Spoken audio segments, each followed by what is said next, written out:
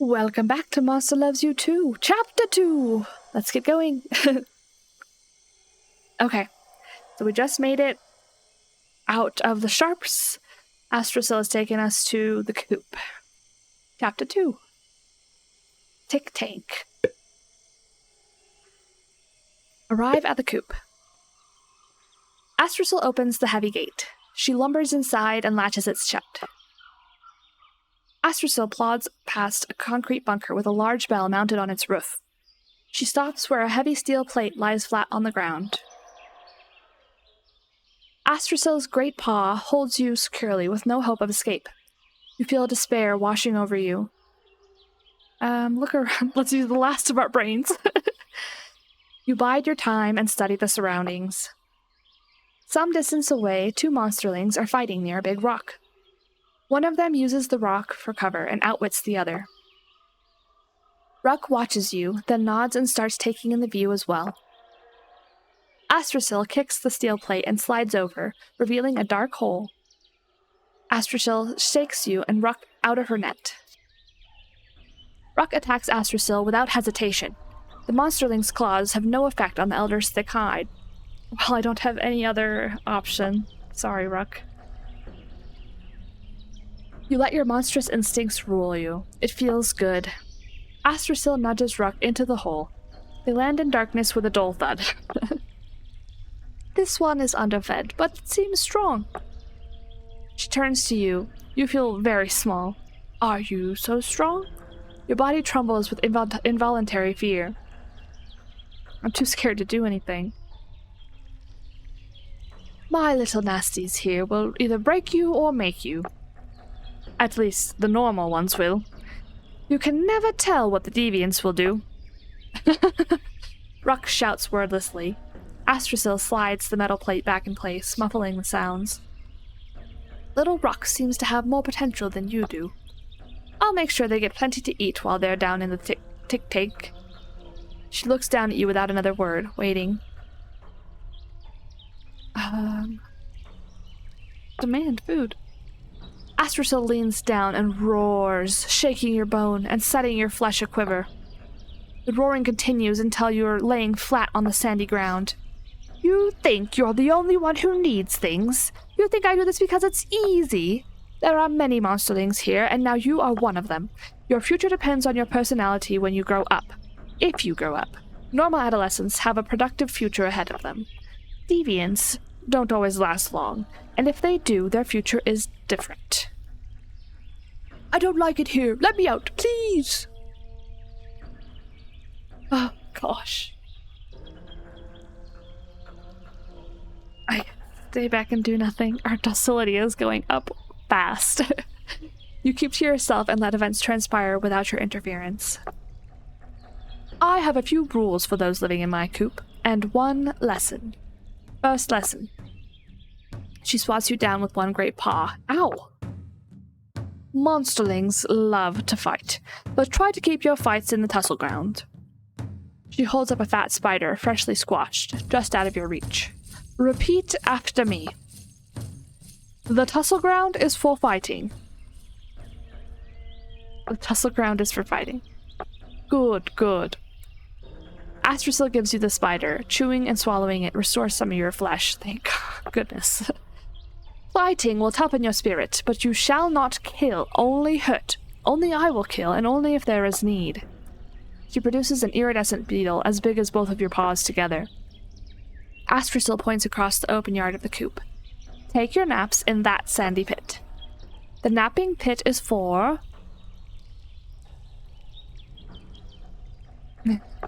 for napping. Good. Obey my rules and be rewarded. She gives you the beetle and you devour it. The sour guts fill your belly for a moment. Sleeping is the best way to recover your scattered brains. She reaches into a plastic bag and pulls out a glistening mass of juicy worms. This special food will make you more solid, bold, and patient. With another paw, she points to a bell dangling beside the bunker door. Here in the coop, I ring my bell before feeding the monsterlings. What happens when I ring the bell? Tell me. Astrocil shakes the delicious worms just higher than you can jump. Oh god, my docility is so high. Good. Always do as Elda Astrasil says. She drops the worms and you devour them. You feel less like a quivering blob and more like a monster. We are done for the day. She hoists her net and plods away to the nearby concrete bunker. Astrasil enters her bunker and closes the heavy door behind her. It's dark down here. You gradually become aware of movement all over the coop. The shadows seem to sprout eyes and mouths and paws. Monsterlings creep out of the nooks and crannies to peer at you more closely, then leave as quickly as they came. Sit and rest for a moment. Oh, got my brains back, a little bit at least. You sit on the lid of the tick tank and recover your breath with a brief rest. Okay. You can go to Atrasil's bunker or the gate. We kind of want to... If we're going to interact with Astrasil, I kind of want to have the most stats that I can, which is probably going to be right now. So let's explore the area. As you near Astrasil's bunker, you cross paths with a battered monsterling. Don't bother, Lindiddy. It's Lindiddy. Yeah, she is busy. Trust Heech on this.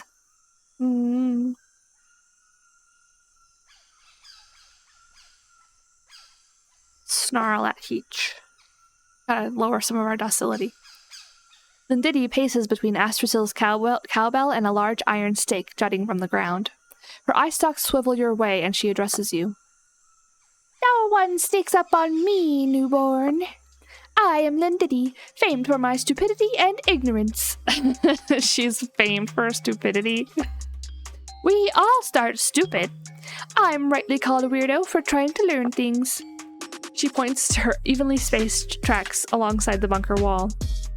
But if I manage to learn this, I'll know the secret of hand-to-hand combat. That's stupid. You can't learn things by learning things. This is my metric system. Oh, this is the metric system, Heech.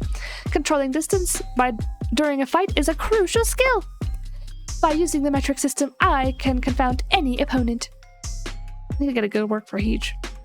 Good voice for Heech. It'll never work. Someone's going to crack your skull. No, he's just a baby. He's just a baby. It will never work. Someone's going to crack your skull.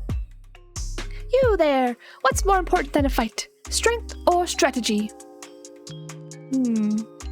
Rock would say strategy. Most monsters would say strength. Say that it's a balance of the two elements. Lindiddy slumps with her back to the bunker wall. Well, anyway, I will confound them. That's what I've learned. Lindiddy points apathetically to her footprints. The footprints she's indicating look no different from any other footprints you've seen. Look curiously at the footprints. What's the difference? Lindiddy gives you a cool look, then brightens up again. Permit me to demonstrate. I know this isn't the tussle ground, but the elder won't mind as long as we're not too loud. No way, not again. You use tricks. That's the point, Heech. The tricks are strategy. It's a waste of time and energy. Trovert's going to start one of his gangs again. Got to save your guts for the tussles. Alright, Lindiddy, and learn something. Save my strength for later. I like Lindiddy. Lindiddy leans forward, glancing down at the footprints in the dirt. Don't charge in. Take a long step and kick her. Your foot makes contact and knocks her back slightly.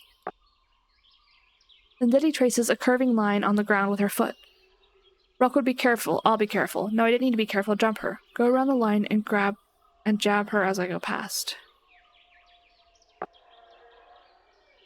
Jab, you got her. Lindiddy turns away from you, tilting her head to look at the ground. Ha, stupid move. Hit her. This is a trick. Attack from the side, rock style. One of Lindiddy's eye stalks is watching you. She sees you coming, but you don't fall for the trap. Pow! Lindiddy glances down at where your movements have wiped out the lines she drew in the dirt. Growl and charge with all my strength. Lindiddy looks up at your growl. She dodges your charge, but can't manage to counterattack as you barrel past her. Lindiddy retreats to where she has already drawn some other lines on the ground. Watch it. Stay back and get myself ready. Dart closer and wipe out some of the lines with my foot. Lindity yelps and lashes out as you try to get out of the lines. She hits you smack in the face. Lindity stands in the center of a square of dirt lines, waiting. Pretend to attack head on, then dive down and tackle her legs. Oh, Lindity swipes her claws full force where you would have been. You slam her to the ground. Oh. Lindity raises her paws to shield her head and surrenders. Wow, nice! Where did you learn how to fight? Lindity tugs her eye stalks. If only I were normal, all this information wouldn't burden me. Normal is an arbitrary range in the middle of a bell curve. Can't you hear how stupid I am? I know that, but I don't know what a bell curve is. Oh no, my malice is too high. I don't want to make her more mean. Shrug. You rest for a while as Lindity paces in awkward silence. Alright, let's check out the gate now that we've used all our brains again. Wander around. A stiff-limbed monsterling stands stock still, staring at the coop gate. He quivers slightly, clenching his paws. The monsterling shakes one paw and shouts out into the sharps. Beware, adolescent thugs, for Gory, the Watcher, here's your gathering. Ask if he shouldn't be the listener, then. Keep my hilarious joke to myself. Gory looks down and takes a deep breath. Hold up there, old monsterling. He pivots on one foot and points directly at you. Threats beyond the gate may sense your vulnerability. Let not your aged weakness tempt them. I, Gory the Watcher, listen for gurgling stomachs. Ask him for more details. Gory seems pleased that you're taking an interest. As the Watcher, I have watched them. There's a wild adult out there, and sometimes the adult doesn't chase the adolescents. They gather together and talk. They should be eating each other or fleeing. It's not natural. All it would take is a single crack or a narrow gap. We must be vigilant and ready to ring the bell if anything comes. Elder Astrasil isn't always here to protect us, you know, and she's not as strong as she pretends. Gory leans closer and whispers, Astrasil is an amalgam of hyper-intelligent morsels posing as an elder. Listen further. Their bickerings reduce her to an unpredictable parody of a council member. I know things about everybody in the coop. You, me, you again. Take Lindity, for instance. Her head contains magic dance shoes that tap ancient information into her thoughts. Or Rancid. They're not really a monster, but a costume worn by a living sweater. Oh, I wish I didn't have to. I don't want to laugh. Sorry. Gory's eyes slides in your directions. His glance is eloquent and slightly pained. You're full of water, Gory. Remember when you said standing on your head would make your second eye come in? Oh, but he did tell us where those interesting mushrooms would grow after the fog. Those mushrooms had an astonishingly complex texture. The rest of the monsterlings scoff at Gubgubba. Those mushrooms gave me an upset stomach. A little pain is a small price to pay for such interesting delicacy. Some of the monsterlings laugh at Gubgubba, but others laugh at Heech. Say that Gory's making some weird claims. Encourage Gory to keep talking. Gory's grins and vibrates with growing enthusiasm. Under a great metal plate, a part of this volcano is about to erupt. It will bring fire and lament to every part of the coop. Did you know that grass might be edible? Astrasil often chews it, but spits it out. It calms her, but not as much as swallowing a human baby. Ask Gory to clarify his statement. Gory gives you a knowing grin and tries to wink. It's not really possible to wink with one eye. You were a pirate of the Vat Sea until your darling pet pigeon rattled you out of your secret harbor. Strike a bold, piratical pose. Gory gestures at you and then looks at the other monsterlings as though he's made some devastating point. Ah, he points at you again. I'm not the only one who knows things. Nor is Lindity. He keeps pointing at you. You know things as soon as you were formed. In the vat you knew words, you had thoughts, clearly an aberration of some kind. Gory shuffles away. You look back and see that everyone else is staring at you. I still say those mushrooms were sublime. The napping pit. Thank goodness. Hopefully we can get some brains back. Yes. You slip quietly into the napping pit. Many monsterlings are piled up here, sharing mutual warmth for their naps. One monster sits apart from the rest, shivering. A voice hisses at you from the pile. Hey, newborn, you gotta nap with that weirdo Rancid. You gotta prove you're normal before we let you sleep in the warm. Shut up, Pyrex. I'm trying to sleep. No, you shut up. Psh. A cascade of shut-ups wakes the whole pile. Growl and snarl and make everybody shut up so I can sleep. Now let's save our guts. They'll shut up eventually on their own. And you, Rancid, don't you go getting any ideas. You still can't join us. Rancid, caught sneaking closer, stops mid-stride and shies away from the pile. Okay, newborn. You're less weird than Rancid, so you can sleep with us. Your body is cooling rapidly. The warmth would be so nice. Join Pyrex and the others in the pile. Fit in by taunting Rancid like the other monsterlings. Nap with Rancid instead. You flop down next to Rancid. Rancid pushes you away and rolls back to their feet. No, not with me. You get a little rest, but you're chilly.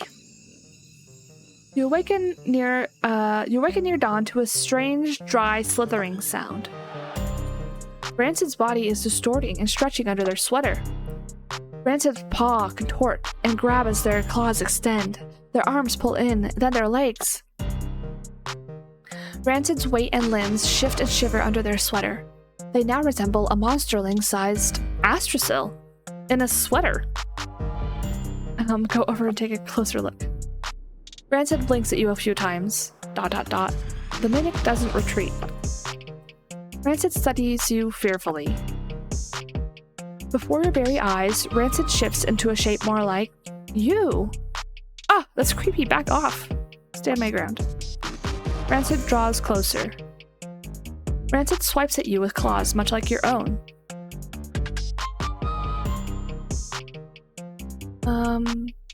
Is now the time? Are you trying to set me up? Lots of monsterlings pretend to be nice, just to betray me later. Big laughs for everyone except me. Monsterlings can't control themselves. Your reflected shape relaxes and melts away under the sweater. Too many of them. Cast me out of pile.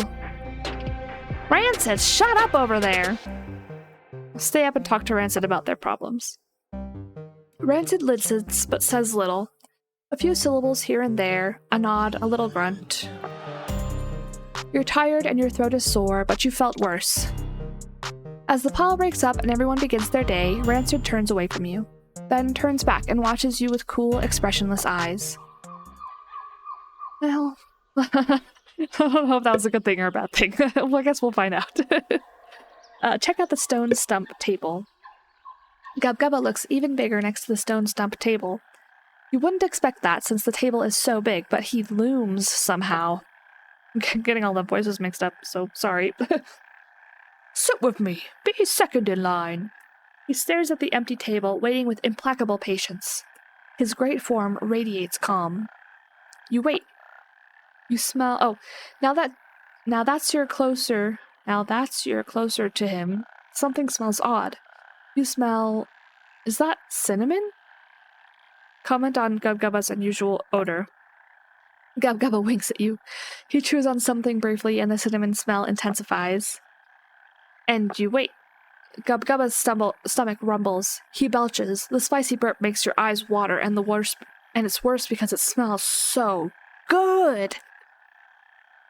I mean, ask for some cinnamon bark. Gubgubba's paws tighten slightly on his belly, then he shrugs as if to indicate there's nothing left for you. And wait, you realize that mealtime may not be for a while yet.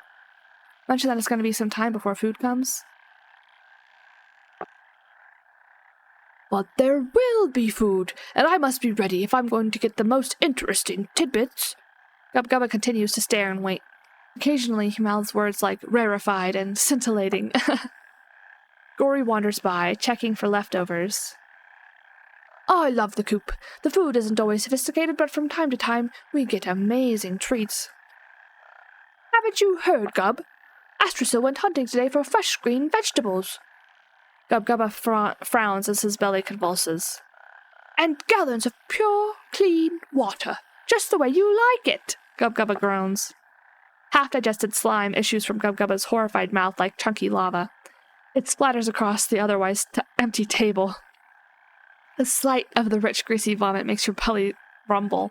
There are spices in there. Oh. I'm not going to eat that. Or share the mess with Gory. We are monsters. Gory laughs and smiles at you. Gub Gubba mutters something about monsters with no appreciation for the finer things, then faints. Astrasil hides the remains of her plastic babies by injecting them into Gub Gubba. Is he talking to me? Gory's eye seems to be focused in your direction. He seems to be sharing a great secret with you. When the elder Gratrag finds out, he'll have the Council of Elders turn her to stone. The feeding bell jangles. Monsterlings howl. I didn't get anything from the... I just wasted brains for no reason? Monsterlings howl and the lid of the tick tank vibrates. Just once as something slams into it from below. Bruck? Astrasil approaches, dragging a steaming tub of melody-lichen soup to the table. Astrasil pulls a wad of bat heads from beneath the surface of the soup. I want those brains! They can stimulate the body and the brain! Gub Gubba, leave that part for me. I want a big portion for once. Old monsterling, please help me. I will see to it that you get a bite of the good stuff.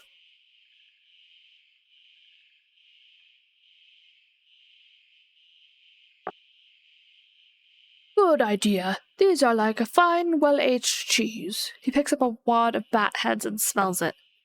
Gub Gubba swallows most of the bat heads in one bite. I must apologize. My tongue is less generous than I am. Arg, punish Gub Gubba for that. Gub Gubba apologetically moves to block your approach to the table.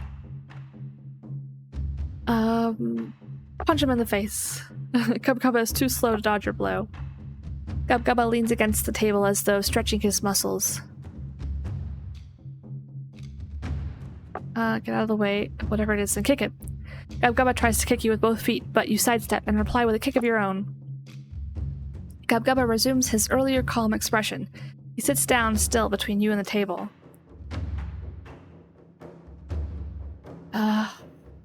We just got our brains back.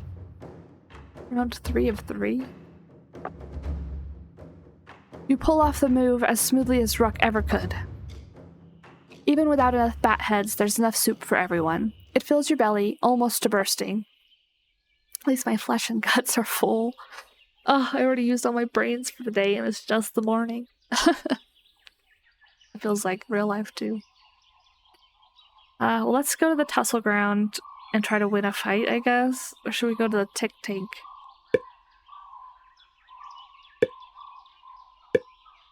Lollygag here and there.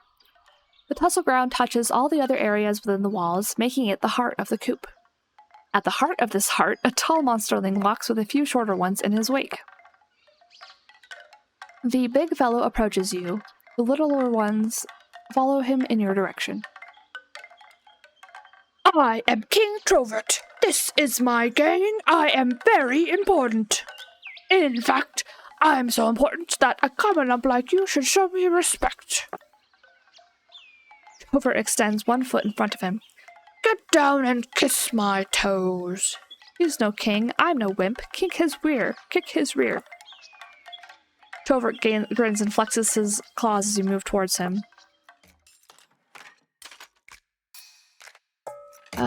Trovert comes right at you, swinging his paws without any skill. Pop him in the face. How? He doesn't even try to block or dodge. Troverts backs away, then starts running towards you at full speed. Is he for real? Just trip him. He goes down and skids to a stop with his face in the dirt. Trovert stays on the ground and kicks up at you with both feet. Dodge his feet and kick him back. Point and laugh at him on the ground. Wham! You get through his so-called defenses with ease. Trovert gets up and comes at you with his arms spread wide. Hit him with him and wrestle him back to the ground. Take a hit so you can...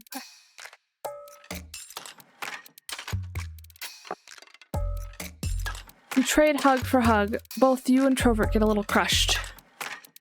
The other monsterlings stay out of your reach. They know a winner when they see one. Trovert pants and rocks back and forth until his breath comes back. His followers support and protect him as he recovers.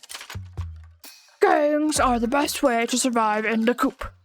He walks towards Astrasil's bunker, then stops when he comes face to face with Lindiddy. Check it out, Lindiddy. I have followers now.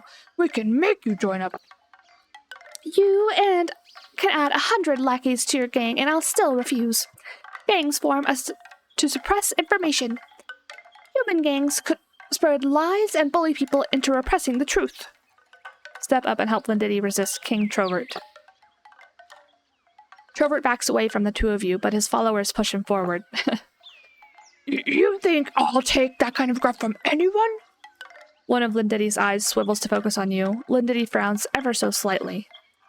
Trovert leaps at Lindiddy. She catches him with one paw and twists her body, rolling him into the big tussle ground rock. Trovert's followers move to help their leader. Jump in, support Lindiddy's fight. Cheer for Trovert so he doesn't get angry or shy away from the... No, we gotta help Lindiddy. You pick up a few minor scrapes and bruises, but you wouldn't call it a real tussle. Lindiddy grins as she bashes Trovert's head into the dirt. Trovert rubs his face with both paws. I could have won if I had more quality monsterlings with me. That's why I wanted you, Lindiddy. Don't try to flattery. It doesn't suit you. Trovert and his minions stalk away, just slowly enough not to be running. Finally, I can return to my research. She picks up a stick and begins scratching lines in the dirt. You wouldn't fit in with that bunch anyways. You're too smart. We didn't use too many of our resources. Meander about. Many monsterlings wander in a daze, stuffed full of moldy lichen soup. You are one of them. Your footsteps change sound as you walk across the metal roof of the tick tank.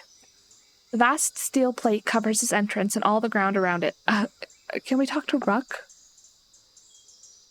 A monsterling beckons to you. Ah, a new arrival. He doesn't look dazed at all. Dull thunks resound from beneath the metal plate. That's been getting louder lately. But enough about weaklings who cry in the night. Can I trust you to not trust me? Since all monsters are traitors and liars, I think it's courteous to voice the fact that we do not trust each other. Now, as an exercise of distrust, can I ask you to turn around and fall backwards? I will catch you. This is strange, but I'll go along with it. You turn your back and fall backwards, and Clarence catches you. Everybody always expects betrayal. Ruck's voice reverberates from the tank. I want to get out. But by betraying their distrust, I betray them even more. Oh, okay, stomp on him. I expected this. Clarence leans into the right and crouches. Lean to my right and slash him as he attacks. It worked. He seems surprised. Clarence grins and charges straight at you. Wipe that smile off his face. Punch it. Ignore the smile. Watch his feet. You're able to time your counterattack to interrupt his own punch. Bam! Clarence holds his feet still and falls towards you, arms outstretched. Catch him? He smiles, then jumps back. Clarence kicks at you with one foot, then another, walking forward. Kicks you with one foot, then another, walking forward. Get out of the way and shove him to the side. You knock Clarence down. He gets up, grinning. Clarence laughs and spins around and around and around. Trip him up. Clarence rolls on the ground. before losing his momentum. Clarence seems exhausted, but he doesn't seem unhappy. He grins up at you. Clarence exhales one long, powerful breath. Always with the violence. We're all so predictable. Clarence gives you a jaunty salute for living up to his expectations. What a weirdo. Well, I hope you learned something today about trust. I look forward to continuing this discussion when you are more enlightened. Ask him about how many monsterlings become enlightened. You would be the first, but hope springs eternal. Clarence jaunts off towards the tussle ground, whistling. Is anyone still there? It's dark in here. Oh. With Clarence gone, your monstrous instincts rise. Rock's weakened voice is getting on your nerves. Oh. Thump the metal plate to make Rock quiet down and stop bothering me. Oh. Who's doing that? Why are you trying to scare me? Why can't monsters be friends? That voice. Oh. I'm sorry, Rock. The entire plate suddenly jerks up a tiny bit. You lose your balance and smack your head on the unforgiving metal. Serves you right, whoever you are. I'm sorry, Rock. Relax and eat something. Everyone gathers at the table. Astrasil empties 3 plastic bags full of tadpoles.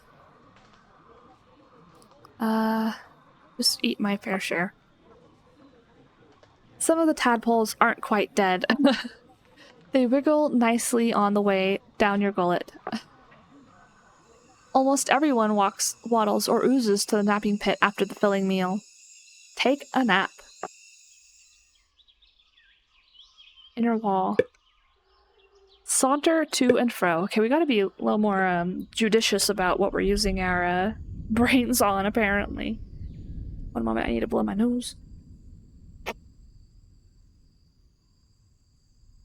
Oh, okay. I can breathe again. You hear a rumble of distant thunder. A shadow on a coop wall catches your attention. Looks like Rancid. Hello? Rancid releases the elder's shape. The beam is coming. Now. Bright sunlight reflects from something far outside and above the coop. Oh, excuse me. The brilliant beam falls squarely on Rancid. The mimic's shadow weaves and dances. Hold on, apparently I'm having some issues. Okay. Sorry about that. Oh, where were we?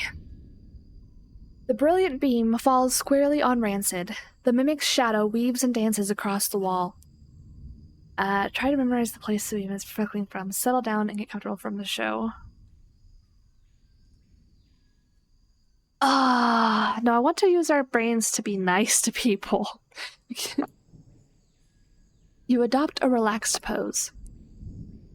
Rancid's talons, hair, and sweater collar become shadow creatures. Arms and legs become tall, swaying buildings. It's a city of monsters. The monsters in Rancid's shadow city fight each other. Those who die are eaten. Their numbers slowly decrease. There's not going to be a test later, right? Pay close attention. Rancid's shadow squashes down into a low, wide circle. It's the vat, but there are still hints of the city behind it. The Shadow City sends dead monsters to be dumped into the vat. Shadow morsels wriggle out of the shadow vat at regular intervals. The city of monsters eats the morsels. The few remaining morsels in Rancid's shadow show monsterlings now, gathering in a safe place. It's the coop. As they grow larger and taller, even bigger shadows come to take them away. The effort of putting on the show seems to have exhausted Rancid. They turn to their regular configuration and take a bow. They smile as if caught doing something naughty. Nobody ever watches this long. Ask why Rancid was putting on the show. Ask how Rancid was putting on the show. Applauded. Tell Rancid the show was amazing. Rancid seems embarrassed but also pleased. Follow the sound of the dinner bell. Some monsterlings look at you as you approach the table. They don't look welcoming, even after the time you've spent here. When do I get to be one of them? Who cares? Forget them, I'm my own monster. Ugh, finally lower our docility a little bit. Yeah. You kick back and take names. Oh, you kick backside and take names. Rock's voice echoes from the direction of the tick tank. Too dark. Give me a little light, please. Oh, I want to help, Rock. And all that noise is bugging me. Someone seems louder every day. Anyone want to shove more sand on top of the plate? I usually hate your ideas, but that's a good one. No! Go along with the mob and join in the sand-based bullying. No! You kick some sand over the tick tank lid. Some of the other monsterlings seem to approve of your participation. Astrasil empties a sack of slime gobbets on the stone stump table. Oh boy, lots more variety than usual. Everybody closes in and starts gorging on goblets. Ask Astrasil why there's more food today. The other monsterlings continue to devour the slime as you approach. The elder. You ask your question. Astrasil looks down at you with a smile and points. She's pointing at everybody else. You realize most of the food is already gone. Lesson learned, I guess. Zip over and get a few bites. Pout. I hate learning lessons.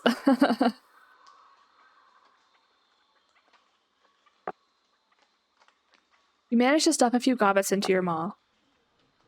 My little nasties, today you're getting a new playmate and a new challenge. You become aware of a steady pounding from the tank. The lid vibrates slightly with every echoing punch. Oh, I wish we could have been nicer to Wreck. How interesting. Fresh meat for trust exercises. Slap Clarence before you can say anything else. Let it go. Astrasil points at all the monsterlings one at a time, counting softly. This should be interesting. Oh. Oh.